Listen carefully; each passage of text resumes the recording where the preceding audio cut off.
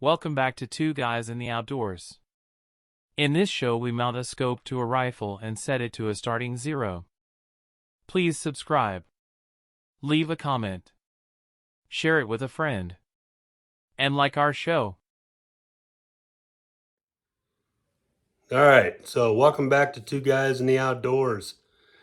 Here in Jason's man cave / Two Guys in the Outdoor studio. There you go. Okay, so we're gonna give you a nice little lesson here on how to mount a scope. Okay, but before we get into that, Jason, what'd you do in the outdoors this week? Man, I tell you what, I've been checking trail cameras, and turkey season's over, so I've been a bad boy, and I haven't been shooting my bow as much as I should have been. So I got my bow out, and I'm starting to fling some arrows, and that makes me feel good. How about you? I've been a bad boy. I have not done anything. Well, you've been working. I've been working. You know, it's been taking up all my life the last couple weeks. But I plan here shortly. I'm going to start. I got to practice even more with my bow, but I got to get out with my saddle because that is a mission of mine for this deer season. Good deal. So that's good. We're going to get into mounting this scope, and hope you enjoy it. All right. All right, we ready? We're ready. Let's mount a scope. Before we get started here tonight, Bob and I just want to share with you all that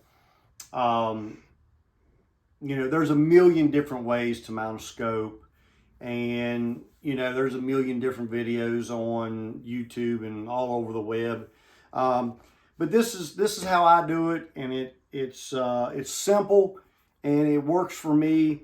And I use it with just some basic tools that anybody can do. And our mission is to get beginners and new hunters, or maybe reactivating an old hunter that hasn't done it for a long time.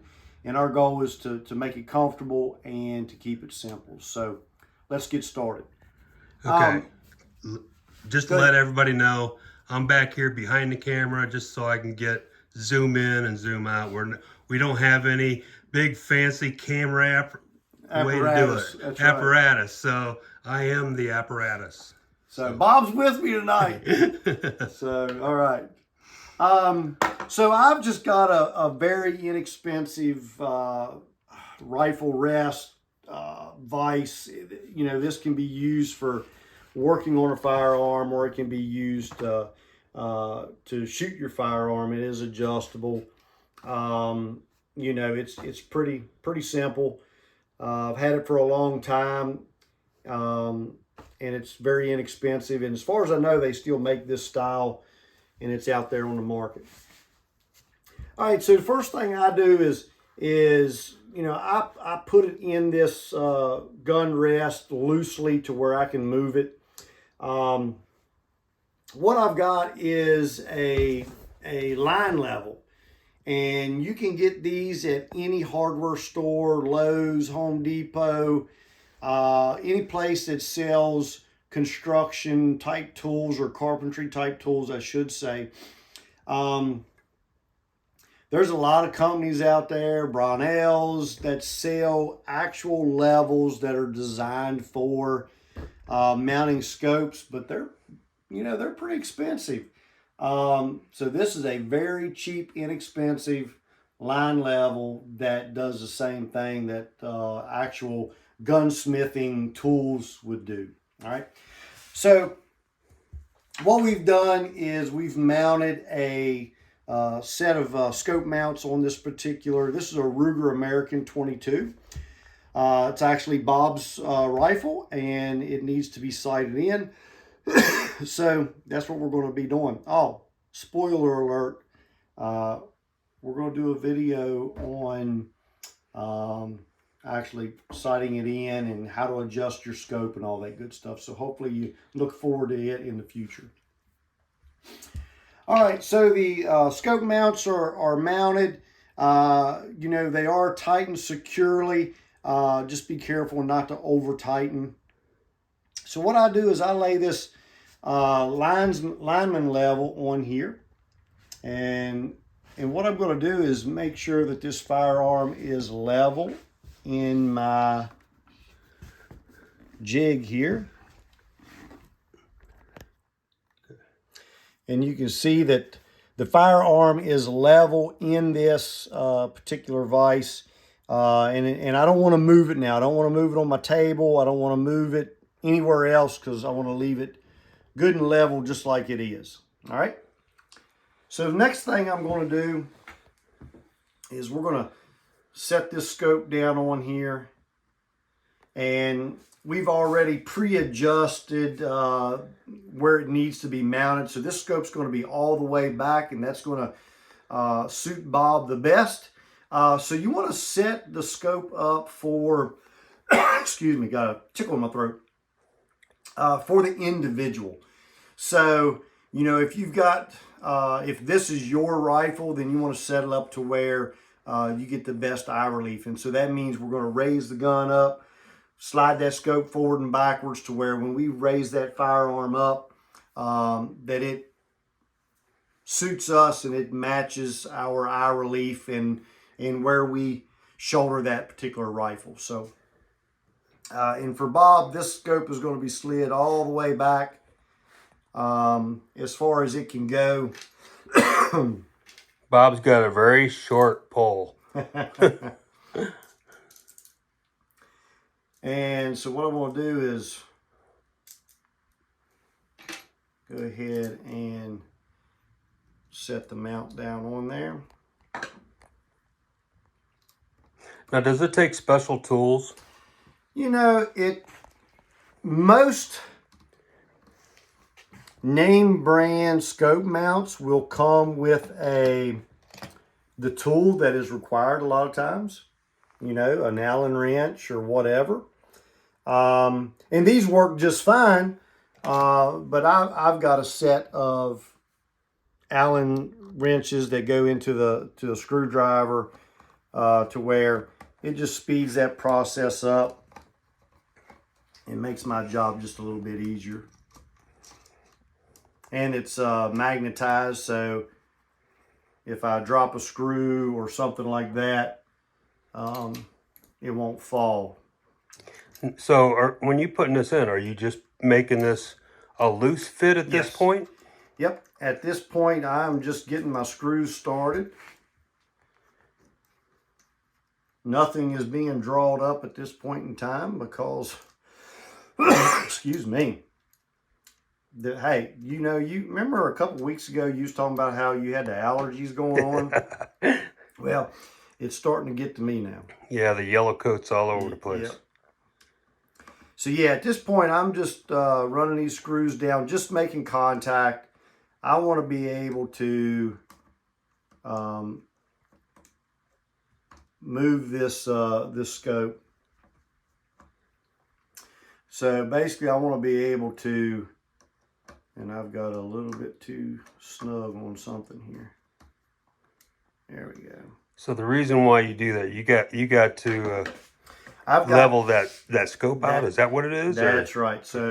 So you noticed I leveled the firearm in the gun rest with my line level. So now I'm going to do the same thing. So what I'm going to do is lay this across the top of the scope. And I want to move that line level.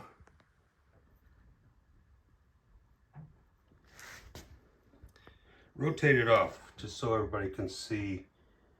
So there you can see the bubble is not centered. And so when I bring this scope back to center, that looks pretty good. So now the crosshairs are going to be square with the firearm. So why is that important? Well, it's important for accuracy. It's important. So when you adjust your scope, if the crosshairs are not straight up and down, so when we're adjusting for elevation, right, we're moving those crosshairs up and down. If those crosshairs are slightly cockeyed to one side or the other, so what happens when we adjust for elevation? Now our crosshairs are moving not straight up and down with the So firearm. now we'll have to use geometry. That's right. Oh my goodness. That's right. So yeah, and plus when you shoulder the rifle, you want those crosshairs to be straight up and down. Okay. So how accurate does that have to be? We're using a bubble, using a sight. So, and this is just going to be a plinking gun or maybe a squirrel hunting gun. So it's not like it's going to be a bench rest type of shooting. You know, the more accurate you get, the better your MOA is going to be. Okay. What's MOA? Especially the further out you get, middle of angle. Okay. So, you know, in all of your scopes and your rifles have, you know, your ballistic coefficient for different bullets, and you know that's how well they go through the air, how well aerodynamically they are. But hey, remember, we're keeping it simple, Right? And we want our new hunters and stuff to be comfortable. But the way we're doing it is aimed more at the hunter, the plinker, Absolutely. the target shooter, not the one that's going out trying to get, you know, just tack driving. Yeah. Okay. Yep. Just so and there's a lot that goes into that because I've went down that road myself. But using a line level like this is going to get you plenty accurate for just about any distance that you're going to shoot here in Virginia for sure. So we're going to be in good shape. So all right, so we've got now. I'm going to leave this line level on the scope, because here's something that a lot of people don't realize. When you start drawing down these scope mounts, you want to jump from side to side, and you want to just snug it down a couple turns. And that's to get even pressure across. Even pressure across it. And you're going to notice if you draw down one side, then you go to the other and draw it down, you're going to move your scope. So it will not stay level. Why don't you see if you can simulate that? Go ahead and let's see if you can do it. So what happens if you tighten it down too far? So let me loosen up. So let me loosen this up. So if I draw these down. Okay, everybody, I'm trying to get away from his hands. So what I'm doing is drawing down the right side of the scope. My right side, your left. Now, are you guys watching how the bubble went to the opposite side? Now you notice that, but that bubble has moved. Yeah. So. And I just wanted to show that so people can see it. You hear it, yeah, but until you see it, it makes a difference. Yes. So, you know, leaving that line level on there, or that level on there is going to ensure that after you get your scope drawn up, it's going to stay level. All right. And you notice our scope mounts, I've been messing with the gun here, so I'm going to go back and double check and make sure that my firearm is level as well. Now here's a little tech tip that I do also. I'm not sure if Jason normally does this, but I may have two of those line levels. One on the on a flat surface that I can be on. You know, like on the gun somewhere, and then one on the scope, just to try to compare them. Yep, having two of them definitely is going to help. The only problem is sometimes there's not a flat place on the firearm to put the second level, so that's why I try to level the firearm and then get back to my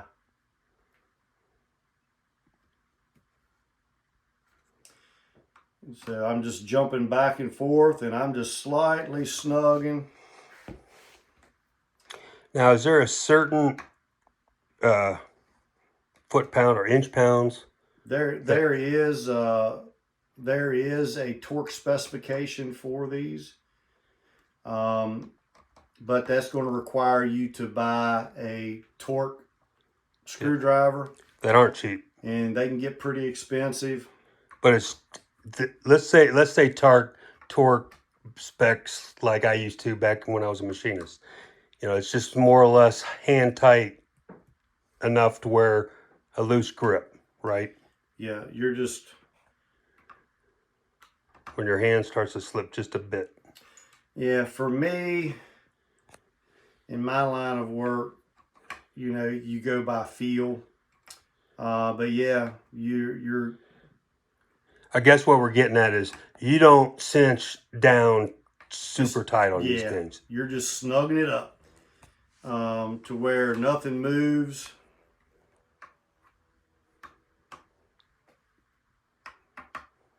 And I'm going just like a quarter turn at a time. And you can see how he's not bearing down on that screwdriver handle. That's right. So we're level. It's not really a flat place on this rifle for that. But it looks like we're pretty level there. And I always like to look through the scope. You know, I'm going to come in and just lay my cheek down on it, and I'm going to look at my crosshairs and make sure that they are pretty much straight up and down, and they look pretty good. So, so the next thing we're going to do is, so let's recap. So we predetermined where our scope is going to be as far as forward and backwards. So for Bob, he says he's got short arms, so we're going to move the scope all the way back so he gets the best eye to scope alignment after it's mounted. We use the line level to level the firearm and then to level the scope to the firearm to where our crosshairs are straight up and down with the rifle itself. And then when you're actually shooting that firearm, you want to make sure that you shoulder that firearm to where it is straight up and down. That way, when we do make an adjustment with the scope, it's correct. Now, I'll add one thing to what Jason said. We knew where I wanted the scope to be positioned, so it was fairly easy for Jason. Okay. Matter of fact, just full disclosure, I had it already mounted. We just unmounted it and tried it again. But what if you don't know where you want that positioned, go ahead and put it up on your shoulder, get into the shooting position, and with that scope, just very, like we pre-slid it, or we tighten it just enough to where we can slide it a little bit, okay? And just have somebody just slide it back until you get that good sight picture, okay? And that'll be a good starting point. Yep. All right, so the next thing we're going to do is we're going to bore sight it. I've got a fairly inexpensive bore sighter. Now, there's different ways, and I don't want to jump too much into another show that we've got coming up, and that's actually sighting in this particular rifle. But a lot of times you can remove the bolt, and what I do, again, I'm not going to spoiler alert, but I can look and sight down the barrel and have the center of the bullseye when I sight down the barrel, and then I'm going to adjust the scope to bullseye. So that's a way of bore sighting without spending any money. And that's if you have A bolt action. a bolt action. Yep. You cannot do that with a semi-auto. That's right. You can't do that. You've got to be able to look down the barrel. There's other tips and techniques and different things for other rifles. You know, you can start close, and but if you've got the money, you know, you can buy a bore sighter. And I deal with a lot of firearms, so it was worth it to me to buy a bore sighter. So Now, what I use, just to let people know, is I got a laser sight, a laser bore sight. So it just slides into, mine slides into the barrel just like what he's doing right there. And it sends out a laser, okay? And you just get back and you just align the laser point to the point that's, or to your center point of your scope. Yep. And they're fairly inexpensive also. But this whole thing that we're doing now, you can't say that once we've dialed it in that you can go out and drive nails, okay? This is just a pre-sight. this gets you on paper. Yeah, it just gets you within the 10 ring, or within the ring. Sorry. Yeah, it gets you on target to where you can do your fine adjustments. Yep.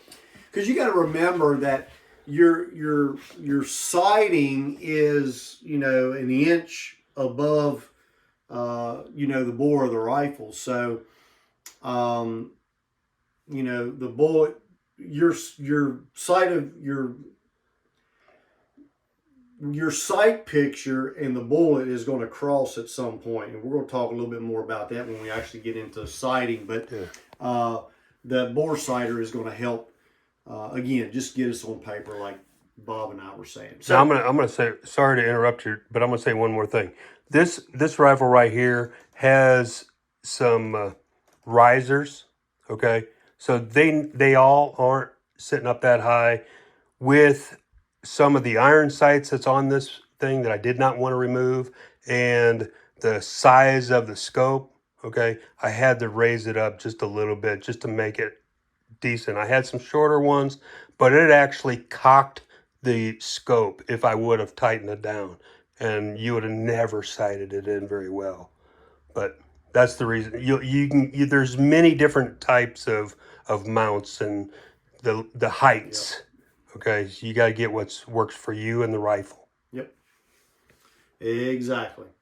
All right, so inside of my bore sighter there that you all can't see, it's a grid. It's just it's got a white background, it's got a grid, and it's got numbers and letters. And basically what I'm going to do is adjust. Let me stop you there. Go ahead. All right, so again, white grid in the background, letters and numbers. And so what I'm going to do is, excuse me, is I'm going to adjust the scope until it hits the center crosshairs in my bore scope. So tell me, Jason, the top one, what's that adjusting? The top one adjusts elevation up and down. Up and down. Yep. And then the one here on the side is our windage. So it's adjusting left to right. So what I've got is I've got it zeroed. Now, the reason this bore sighter has numbers and letters is after we get this scope zeroed and Bob is happy with it, we can actually stick this bore sighter back in the end of the barrel and we can see where the crosshair is hitting on that grid. So for an example, maybe it is 2B. So then if we put another scope at the same height, we can pretty much dial it in with the bore sighter and go to the range, and it's pretty much going to be dead on. Okay.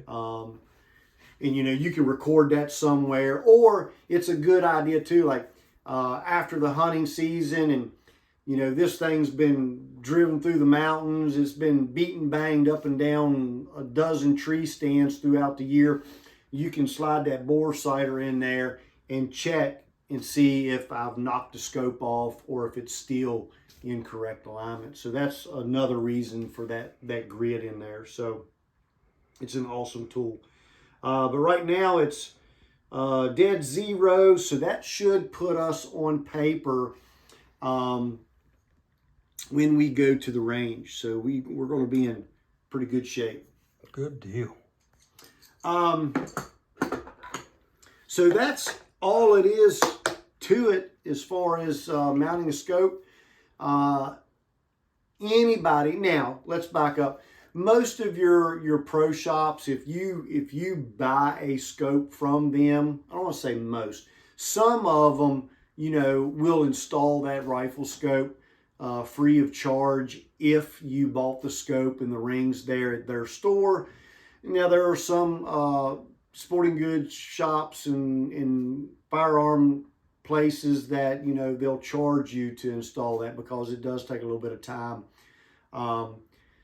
But if you don't have that luxury, you can see that it takes a minimal amount of tools. Most of the time, the proper tool comes with your mounts, and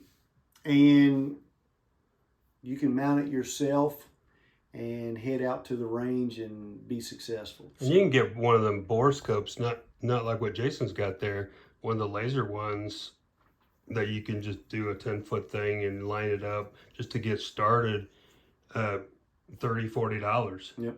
And it's just something to get started. You don't have your rifle fully sighted in until after you've shot some rounds down range. That's right. So let's talk about scopes just a bit, okay? How would you pick a scope? What does the numbers mean? Let's just talk I know we talked about mounting the scope, but let's talk about scopes together. I mean, we're talking about beginners and... Well, I'm trying to see what scope this is. It's a Nikon, but can't remember what the... Well, it's a 7 power. I don't see where it's actually tells me exactly what power it is. But you've got 3x9 by 40s. You've got 4x20s. And those numbers, that 4x9 by 40. So that's a pretty common one. So what that is, the 4 is a 4 power. You got a 40 millimeter lens in the front, and that 9 it's an adjustable 9 power for. So it'll go from 4 to 9. That's right. So it'll adjust and bring your target closer to you if it's up. For an example, this one is a 7 power, so it's probably a 4 to 7 by 30 or 32 or whatever this objective lens in the front is. So that's pretty much the basics on those scope numbers. And man, there's so many scopes out there on the market today that it can get crazy expensive and very, very technical. Most of your scopes today, the turrets, the adjusting part of your scope, they're very easily, you can turn them by hand. Some scopes have turrets that you can change for different yardages. Again, keep it simple. Here in the Virginia woods, a basic scope, a 4 power, something like that, is going to be more than adequate for hunting big game here in Virginia. And we're going to talk more about the turrets, what they mean, how much it's going to move your point of aim down range, and we've got that coming in another episode. All right. Well, thank you, everybody. Any last things? Keep it simple. There we Keep it go. simple. Jason's famous words. All right. All right. Hopefully you enjoyed that as much as what we've done it for you. So I'm going to leave you with this. Get out in the outdoors and have a good time, especially now that the weather's getting better. Get out there and start scouting for deer or just enjoying it. And like I always say, keep it simple. Just go hunting. There you go. Talk to y'all later. See ya. Thank you for watching. Please subscribe. Leave a comment. Share it with a friend. And like our show.